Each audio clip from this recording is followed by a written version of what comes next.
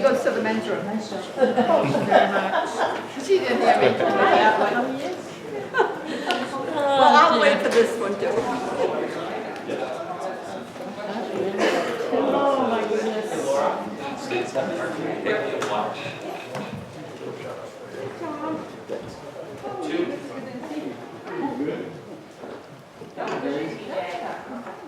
You want to?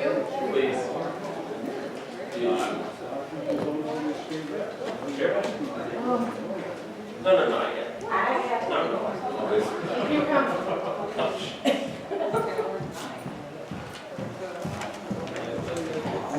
Well, water was in my contract prior, but clearly that was overlooked. The other Jim, Yeah. he and I started That's school true. together in first grade. Hey, I'm not opposed to Rochester water. I'm a big fan. If you told her to get up on the top of City Hall and that my Jim said jump, she'd run up to do it. She just loves it. Oh, that's great. Yeah.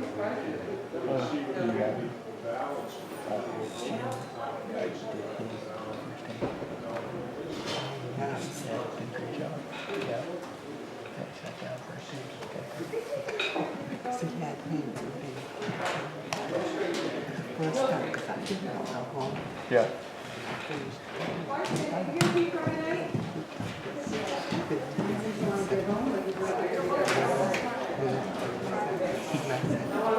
That's pretty good, isn't it? He said, otherwise it's about Jim. You guys are able to take out all the Yeah. pauses and everything. Yeah, How's that, that's Tim? what he said. Pull out the time, it's wild. You can sign, we're ready to go.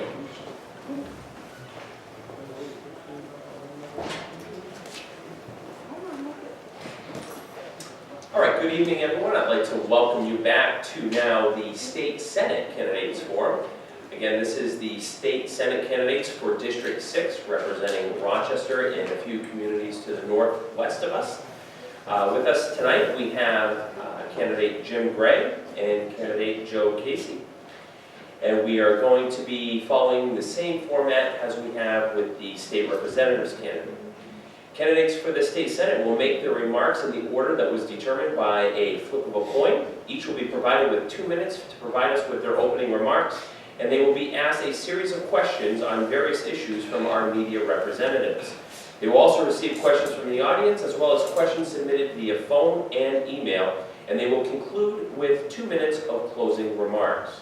As in the previous forum, remarks made by candidates are for their purposes to discuss themselves and state issues.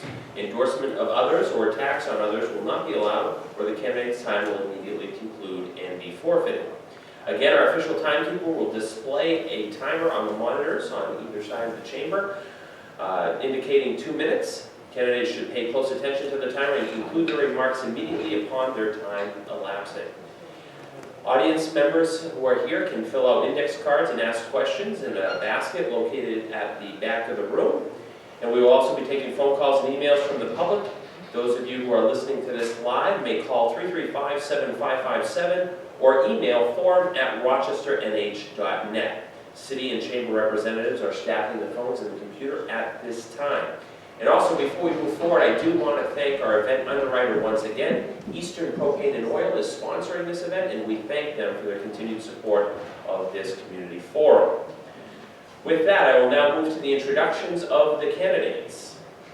And I will start with Joe Casey. Joe Casey knows what it means to work hard in a high-skilled trade. After 18 years as an electrician, Joe became the business manager of IBEW Local 490. Where he partnered with the National Electrical Contractors Association to construct a state-of-the-art training center in apprentice and journeyman electricians.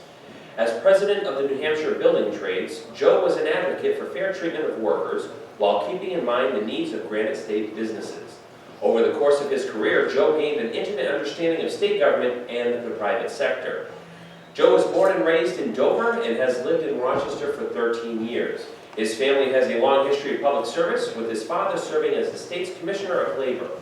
Joe has served on the New Hampshire Personnel Appeals Board, Job Training Grant Committee, New Hampshire Electricians Board, and Governor Hassan's Energy Transition Team. He lives in Rochester with his wife Belinda and their 4 children. Next we have James Gray. James P. Gray is the son of an Air Force officer and moved to New Hampshire when he was a sophomore in high school. He is a Vietnam veteran who worked nights at Simplex Wire and Cable Company while attending UNH to earn an electrical engineering degree. Jim and his wife Joanne purchased their first home in Rochester in 1971. Jim worked for 30 years at the Portsmouth Naval Shipyard and then at the Naval Sea Systems Command in Washington, D.C. as the Senior Engineering Manager for Industrial Operations.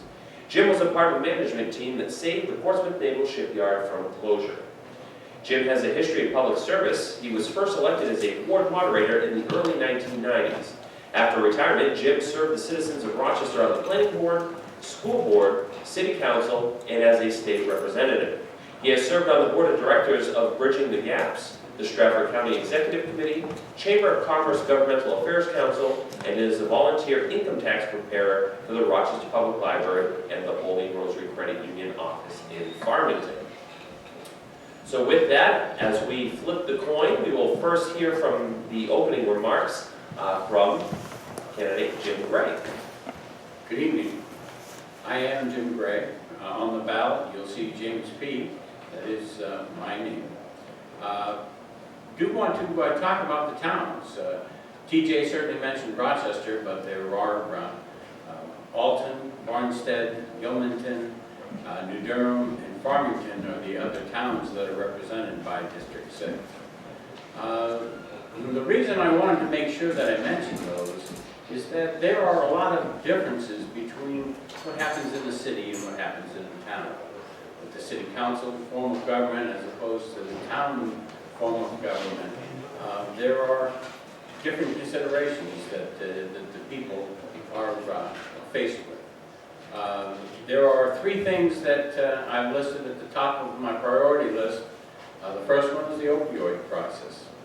Right now with the opioid crisis, in an interview with Mr. Barrow, who is the advisor to the governor, his top priority on that is an needle exchange program. In looking at the second item, that is the economy, both for business and for families. That the high cost of health care and the high cost of energy are impacting all of our families and our businesses and causing problems with their budget. And the last item that is on the list is local control of education. A lot of people want to talk about Common Core. Common Core is not a bad program. It was not a bad program when it started. But what we have done in trying to make it apply to every municipality in every state, we've taken the students out of it. We want to bring local control to New Hampshire so that the school boards are the ones that are making the decisions for our students. We want to treat them as people, not as statistics. Welcome any questions that come my way. Thank you. Thank you, Mr. Gray. We will now hear from Joe Casey. Well, thank you, and I'd like to thank the Chamber and the sponsors for this great event. And I hope that I can certainly answer some questions as to who I am and what I'm all about as I put forth this endeavor to run for the New Hampshire State Senate. I moved to Rochester 13 years ago, and I grew up in Dover, lived my whole life in Dover, and when I was moving up here, I was told by friends and family that you might not want to go up there. They don't have a great education system. There's a lot of downturn in the city. It's probably not the greatest move you ever made. Well, I want to tell you something. We moved up here, and what I found was a community of hardworking, blue-collar people, just like myself, and a school system with dedicated teachers and a dedicated staff and administration that only wants the best for their students. I have 4 children in the school system, and that's very, very important to my wife and I. And it has been a wonderful experience. I spent all kinds of time over at Roger Allen Field, and I've met the most wonderful families. What I see in Rochester and throughout the district is a deteriorating community, one that's being overcome with a drug epidemic. You know, I remember back when Rochester and Dover, and we all had great places to go to work and make a living. We don't have them anymore. Opportunities are bleak, and we need to increase opportunities and get people moving in the right direction. Thank you, Mr. Casey. We will now transition to the media panel questions. Questions from the media panel will be conducted by alternating media representatives to alternating candidates. Each candidate will have 1 minute to answer the questions. Again, our official timekeeper will display a timer on the monitors for candidates to watch the time. Candidates should pay close attention to the timer and conclude their remarks immediately upon hearing the timer go off. Our media panel, who is with us again for this portion of the forum, we have Matt Mowry of Business New Hampshire Magazine, Liz Mark of the Rochester Times, and Dave Andreessen of WTSN AM 1270. Our first question will be from Dave Andreessen to Joe Casey, followed by a response from James Gray. Okay. Thanks, TJ. Good evening. So I attended a forum in Farmington last month that you were both in attendance, and I guess I'm going to steal a question that they had there. Many communities, especially old mill towns like many that are going to be in your district, have had some difficulty attracting new businesses and sources of revenue, leaving municipal spending funded heavily on the backs of homeowners. Is this a state issue or more of a local government level issue? Could you repeat that, please? Okay. Many communities, especially old mill towns, have had difficulty attracting some new businesses and source of revenues for their towns, leaving municipal spending funded heavily on the backs of homeowners and property owners. Is this a state issue or more of a local government level issue? I'm sorry, is this more of a state issue or more of a local government issue? Well, I certainly believe it's both, all right, and more at the local level, all right. So we certainly had, you know, our share of industry here in this area that we've seen move on, move out, and a lot of people have lost a way to make a living, and it's up to us to attract new businesses to come in and to start employing people, right? And what do they look at when they come into a community? They look at the infrastructure, they look at the quality of life, they look at the energy costs, they look at the tax rates, and they look at the workforce, right? We have to clean our own house before we invite anybody in. When you look at, when business looks at our state, if you don't think that they're looking at the third worst opioid epidemic city in the state, well, we're kidding ourselves, because that's what they're seeing. Thank you. Mr. Gray. Thank you for the question. Farmington, along with the other communities, the way the state system is developed and built, put together, it's a local thing that you go out. Rochester's gone out and purchased land to have industrial parks. They have created the TIFs to be able to put that infrastructure in so that we can attract the businesses. I think that in the state, and I have looked at this and talked to several people since the Farmington conference, that there are some things that we could do. The Buxton reports that we have here in Rochester and pay for, maybe we could do that on the state level so that they'll have the information about how different businesses could be attracted to their area, and some other things that they may be able to do through the state level. So it's something that right now is a local problem. It is a local thing that they need to go get a handle on. Thank you. Our next question will be from Matt Mowry of Business New Hampshire Magazine to James Gray, followed by a response from Jim Casey. Good evening, Mr. Gray. Let's talk infrastructure. The state's 10-year plan right now is really a maintenance plan, focused on keeping good roads in good condition because it's economically expedient. But what that means is without increased funding, we are barely putting a dent in repairing roads in poor conditions. In fact, The number of state roads in fair and good condition has dropped from 81.6% to 67.9%. And the number of red listed bridges in our state has gone up to 154, and that since 2012, the number of bridges going on the list has exceeded the number of bridges going off the list. Do you feel that the state's current tack on investing in infrastructure is the right tack to take? And if not, how should we approach our infrastructure dilemma? Certainly, the red listed bridges and roads are something that we're all concerned with. And here in Rochester, we had a business that was in one of the industrial parks, and they were complaining that the number of potholes and different things was causing damage to goods that were being shipped to and shipped from that particular.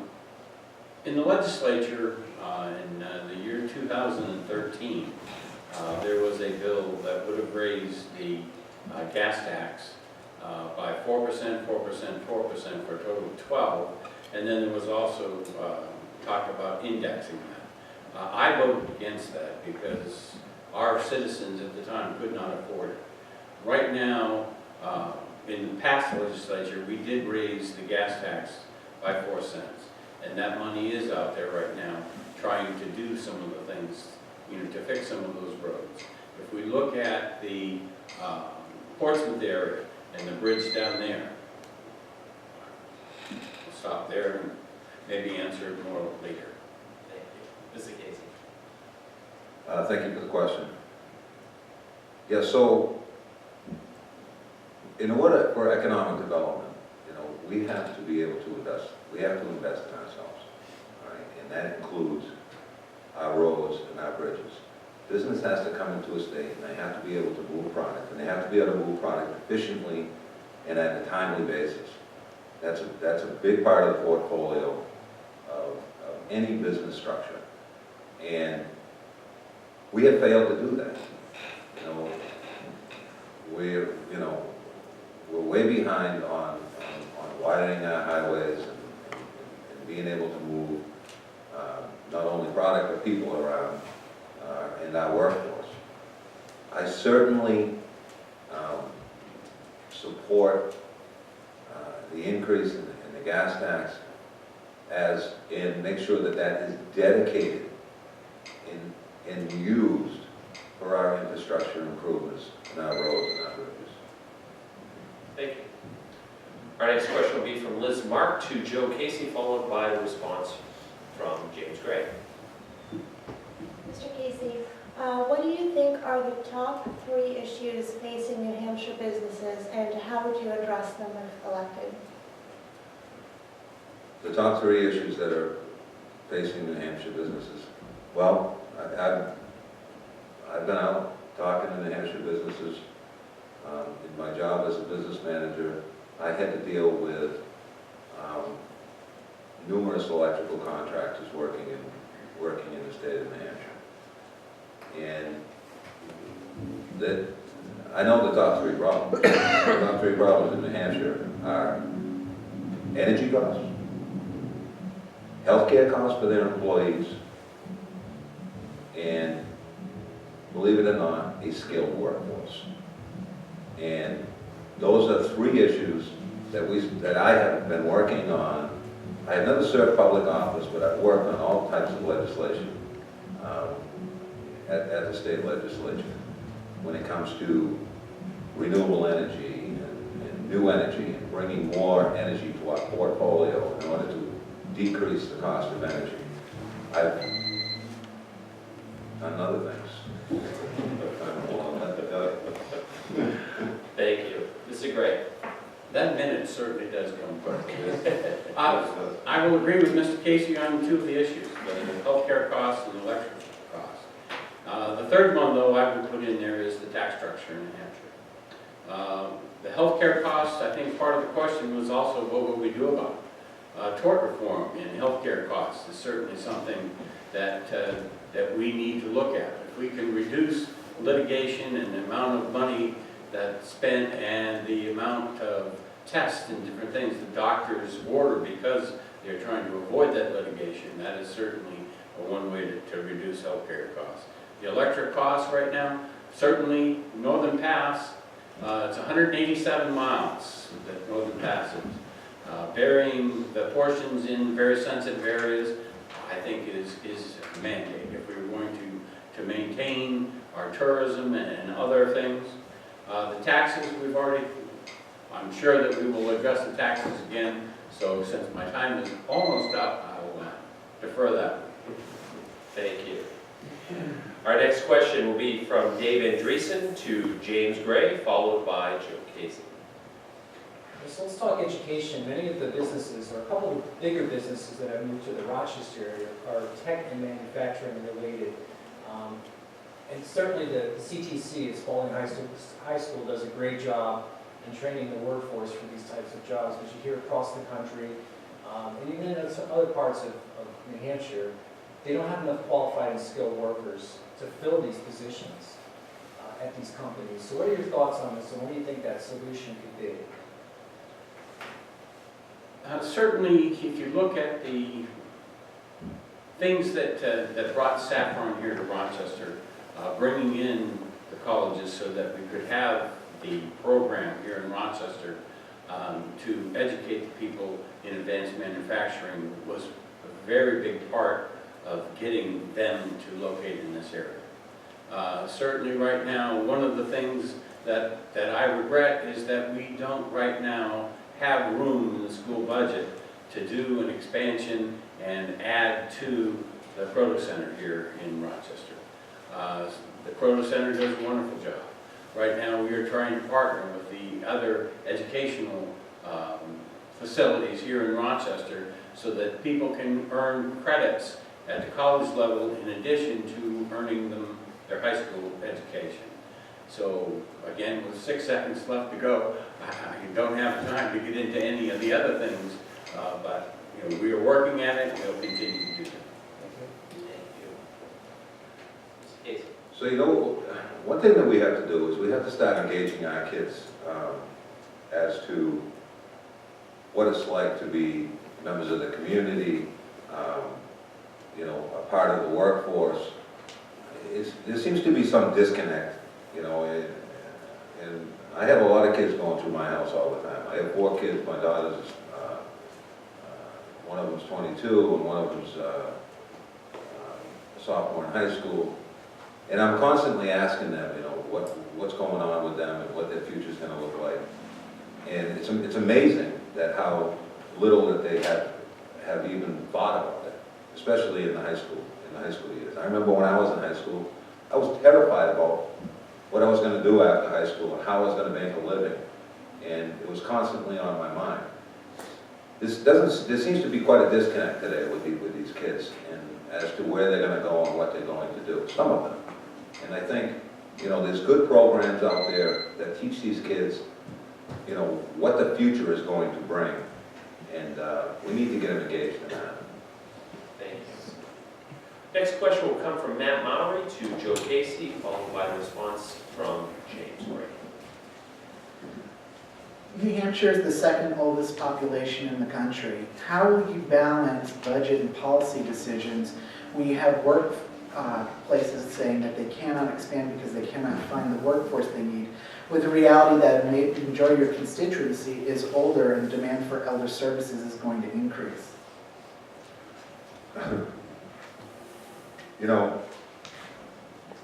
So we compete for a workforce with Massachusetts. Absolutely. We have 100,000 people that leave the state. 10% of our population will leave the state every single day to go to work. Now, if you look at Massachusetts has the same energy costs that we do. They play off the same grid that we do.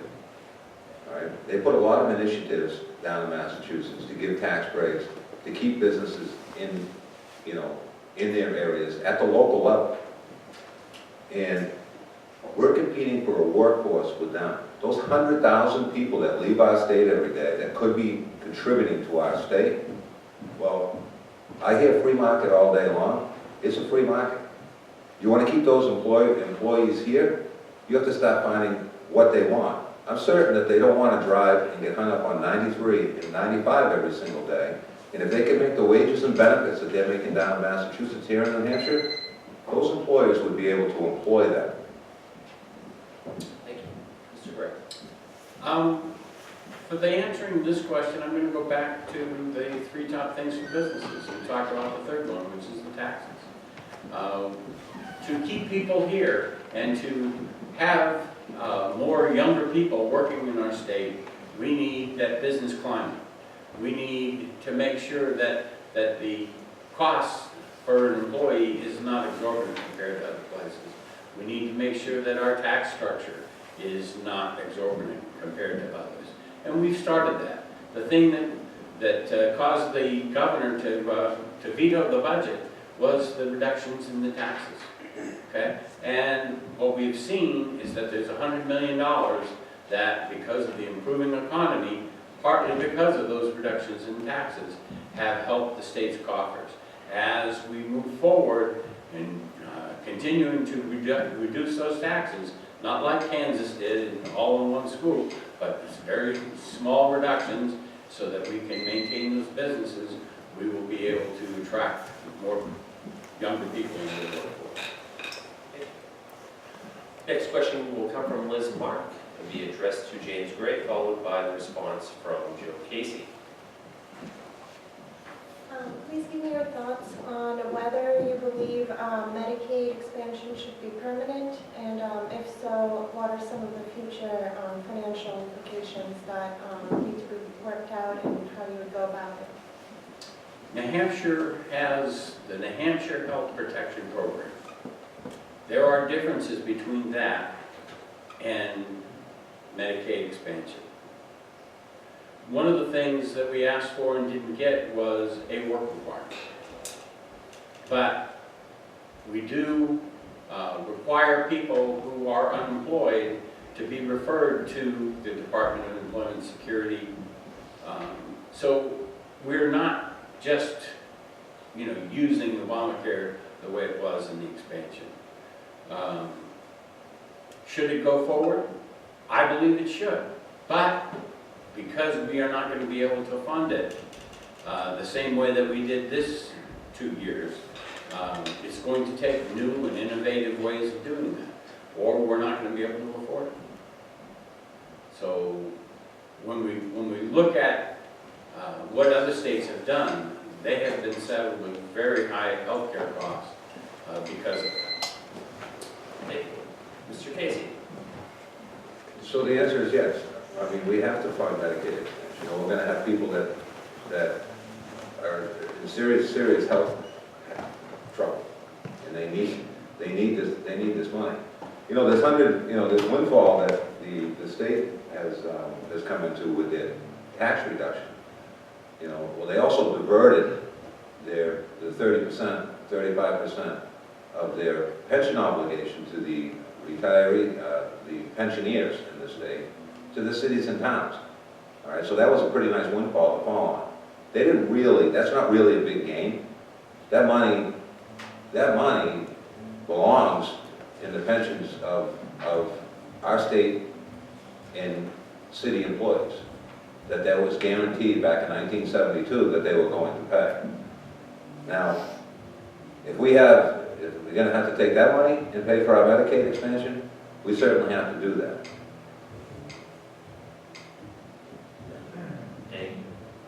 I think we have time for one more round of media panel questions, so we'll start with David Dreesen, a question to Joe Casey, followed by the response of Jim Gray. Thank you. Maine currently has a citizen referendum to legalize recreational marijuana use. Opponents say it would generate millions of dollars as a source of revenue for the state. Do you see this as a viable option? Do you support it?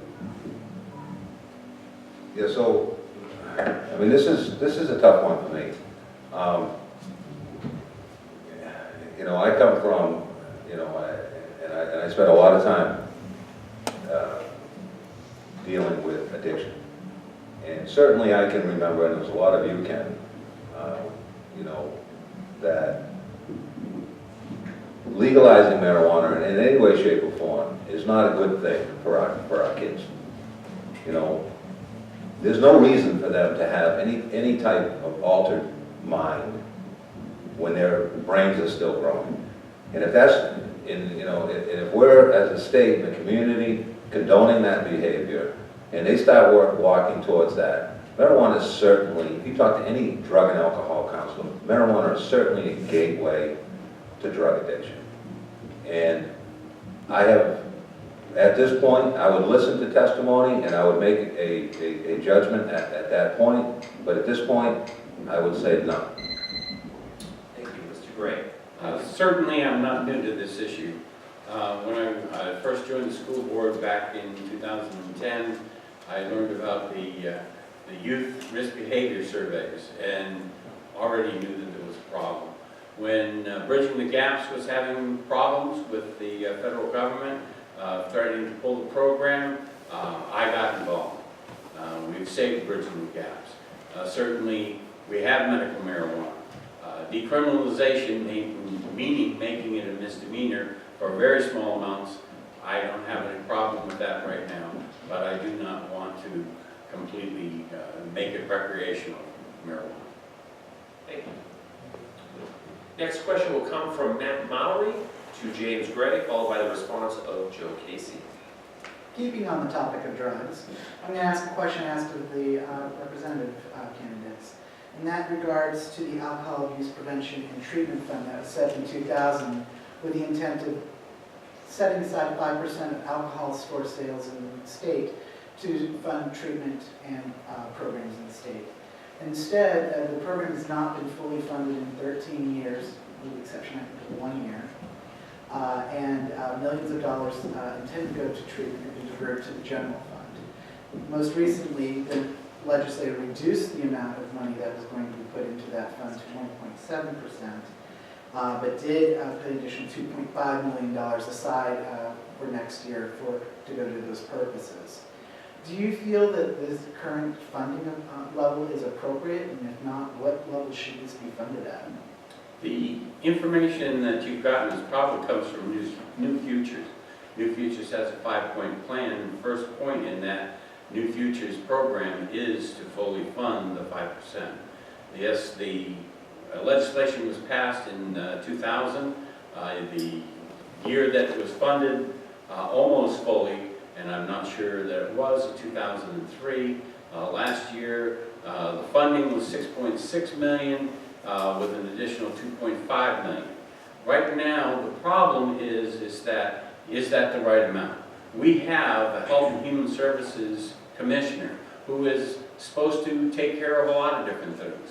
Is that funding more important than funding for people with mental disorders? Is it more important than funding for children and family issues where we've had a child die in one of the centers when they were there? Is it more important than doing the right thing when it comes to child care? Okay? So there's many issues out there. I think that the Health and Human Services Commissioner is better equipped for that than I am to help make those decisions. Mr. Gacy. So yeah, look, we are the